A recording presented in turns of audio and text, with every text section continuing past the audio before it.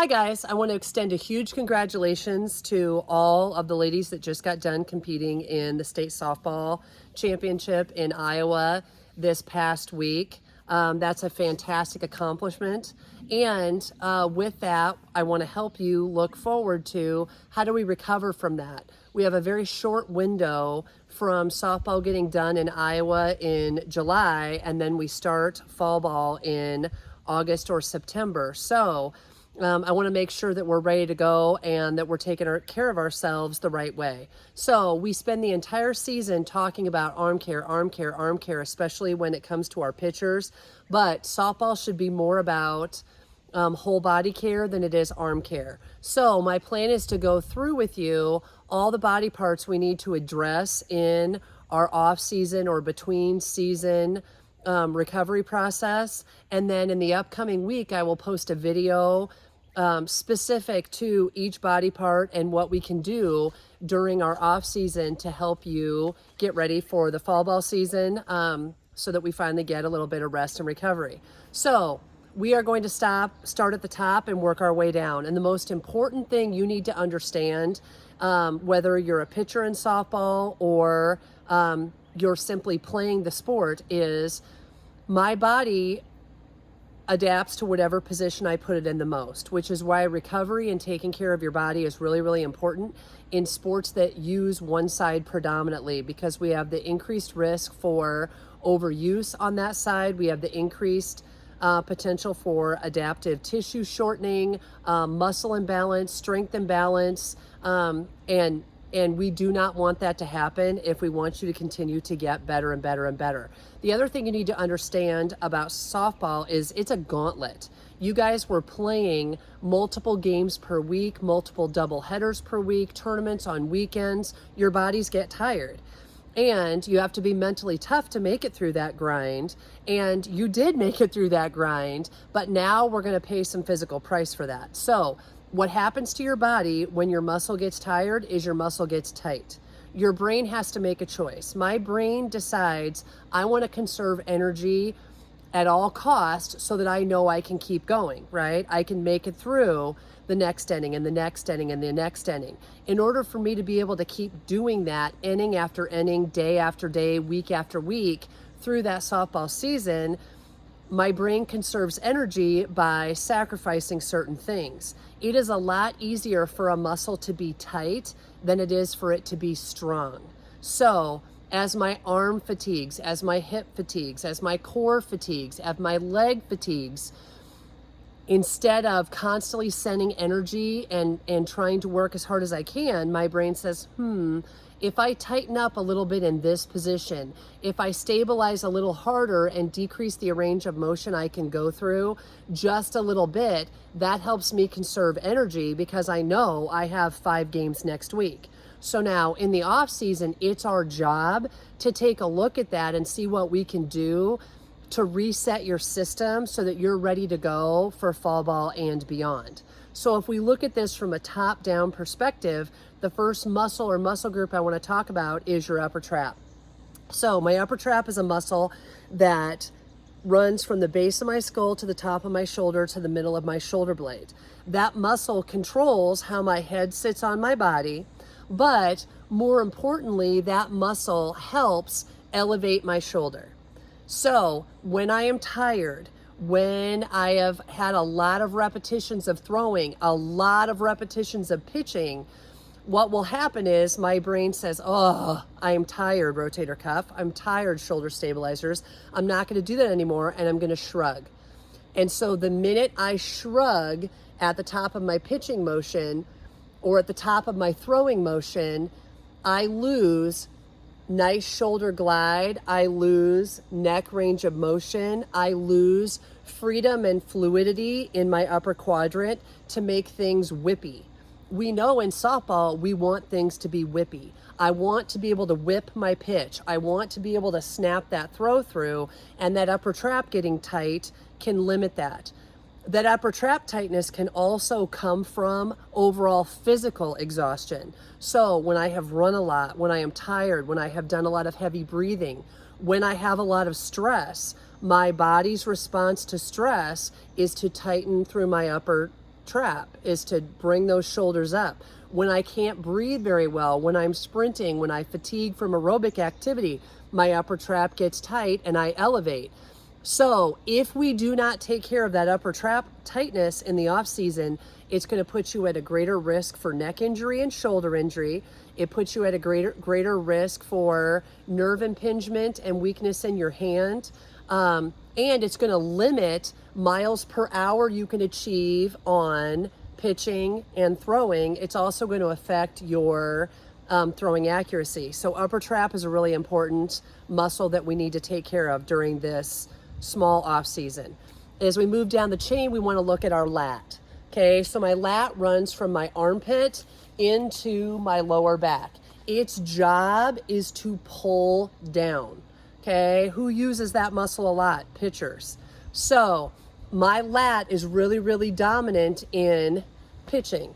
And if my lat is longer and my arm can be free, I have more whip, I have a larger reach, which means more miles per hour in the circle. And that's really important, right? Like, we want to be able to reach high. We want to be able to snap the ball. We want to have good velocity. We want to be able to locate the ball. If I cannot get this arm functionally over my head in a good position, my ability to locate the ball is going to be poor, because my body follows the path of least resistance. So if I can't get where I'm supposed to get, my arm will come a little bit farther forward. And as I come down, that means I'm pitching away from my body. My arm will wrap around my head as my low back tries to compensate for a lack of lat length. And that affects where the ball is going to end up. Now I'm going to be more inside when I pitch.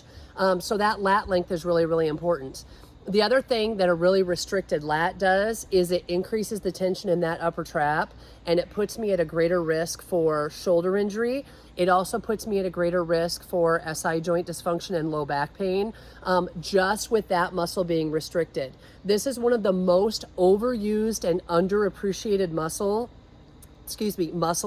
in windmill pitching or softball pitching. You have got to take care of this muscle, because it will get shorter and shorter as it fatigues, and it's going to fatigue when we're looking at the number of pitches we're pitching day after day after day without a pitch count in softball.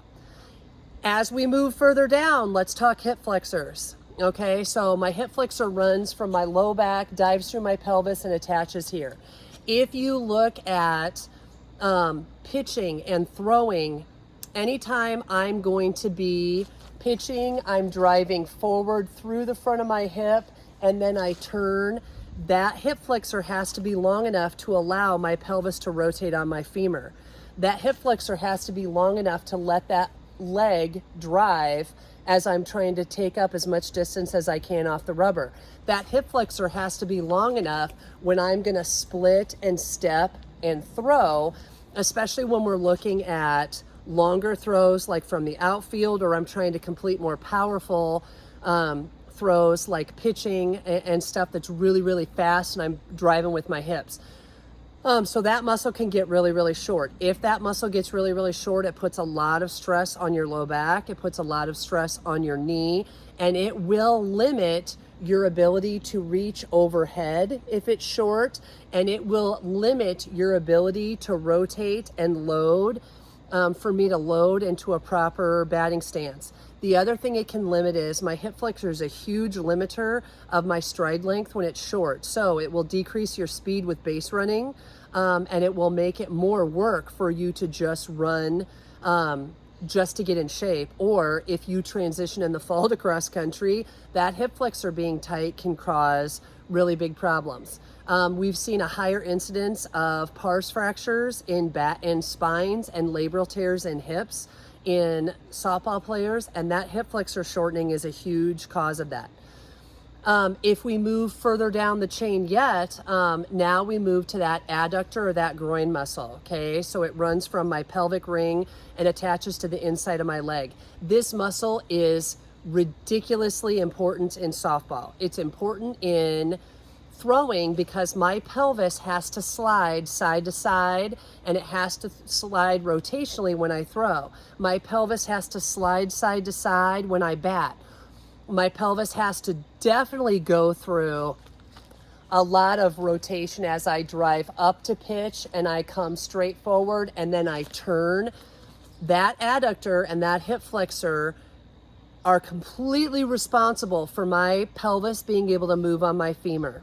Okay, so as I rotate around, I finish, and then my pelvis slides and I go to close. My adductor is what controls my stability. It controls how long my leg reaches in combination with my hip flexor.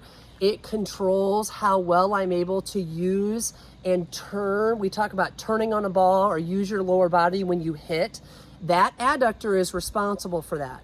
So let's think about how many times you throw, how many times you bat, how many times you pitch in a week during softball season. That adductor is functioning every single rep. So it's going to get tired, right? So when it gets tired, it gets tight. When it gets tight, your brain says, meh, I'll go to something else. So what happens in female athletes is instead of loading well through that pelvis and hip, I compensate and move through my spine. I compensate and move through more through my knee, or I compensate and try to move more through my foot. Primarily, we see it happen in women's spines because that's our best source of compensation. The problem with that is twofold. First of all, your low back is not going to be the power producer that your hips and pelvis are when we're looking at driving through the ball when we hit or trying to load and go when we're pitching. And that adductor getting short puts us at a higher risk for back injury, puts us at a higher risk for labral tear, and puts us at a higher risk for knee injury. And it is going to significantly affect the power production with throwing, pitching, and hitting if you don't mobilize it and restore it to normal function in the off season.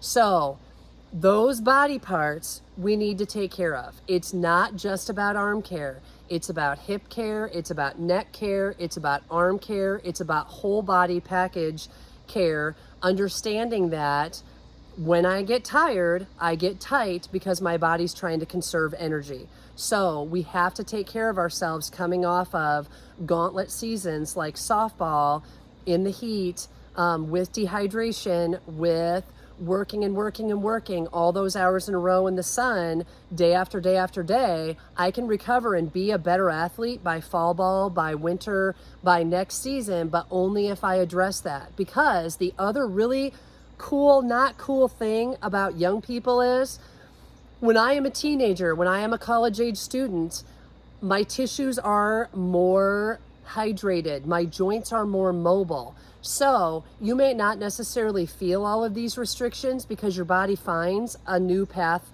of, or a lack of resistance. Okay, so I find a path of freedom. I'm going to rotate different. I'm going to load different. I'm going to side bend to get around it. You'll change your form to get away from those restrictions. And what it'll turn into is poor pitching, poor batting average, poor power production. And you won't really notice it until we get to spring because your body's compensated out, because that's how good you are. When you're older, like myself, my tissue is not as resilient. So when parts start to tighten down, I run out of places to go. And so I will have back pain, knee pain, hip pain faster than someone who's 16, but the cause, the restriction, the compensations are still the same, which is why it's all the more important that we address this in the off season, albeit short right now, and then try to keep working on it during fall ball. And then once we get done with fall ball, really focus to take some time off, look at those problem areas, readdress my mechanics with pitching, throwing, hitting, running, fielding, and make sure that all of that soft tissue is doing what it's supposed to do. All of those joints can function effectively. So if you guys have any questions, I'm going to be posting treatment strategies and exercises for each body part listed over the next week. Or if you'd like to be independently assessed, feel free to give me a call and we can schedule you to get you in and take a look at what things are doing and how you're moving, and if you need a more personalized or focused program to help get you back and ready to go for the next season. Thanks.